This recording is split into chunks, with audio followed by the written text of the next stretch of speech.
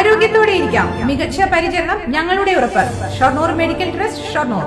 Plastic ഉപയോഗം നിരുത്സാഹപ്പെടുത്താൻ plastic ഉൽപ്പന്നങ്ങൾക്ക് cess കൊണ്ടുവരുമെന്ന് മന്ത്രി എം പി രാജേഷ്. കപ്പൂർ പഞ്ചായത്ത് പറക്കുളം കുടുംബശ്രീ നിർമ്മിക്കുന്ന തുണിസഞ്ചി വിതരണം, വ്യാപാരികൾക്ക് ബിന്നുകളുടെ വിതരണവും ഉദ്ഘാടനം ചെയ്യുകയായിരുന്നു മന്ത്രി.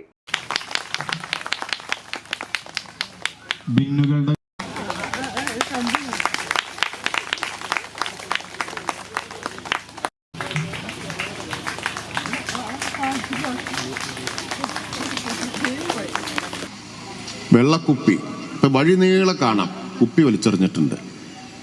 പല ബോധവൽക്കരണവും നടത്തി നോക്കി, ഒരു മാറ്റവും കാണുന്നില്ല. പിന്നെ എന്തേ പറ്റൂ? ഇനി കുപ്പിക്ക് വാങ്ങാൻ പറ്റാത്തൊരു വില വന്നാൽ പിന്നെ വാങ്ങില്ല. ഇത് വളരെ ചുരുങ്ങിയ വിലയ്ക്ക് കിട്ടുന്നുണ്ടല്ലേ ഇത് കാണിക്കുന്നത്.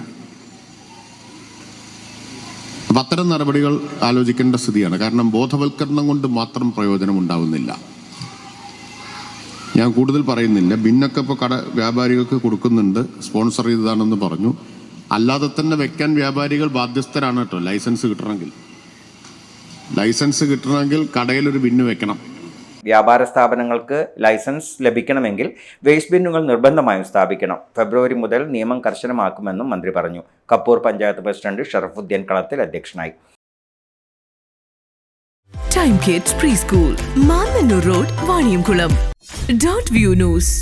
കാഴ്ചകളാണ് ലോകം, കണ്ടു തുടങ്ങുക.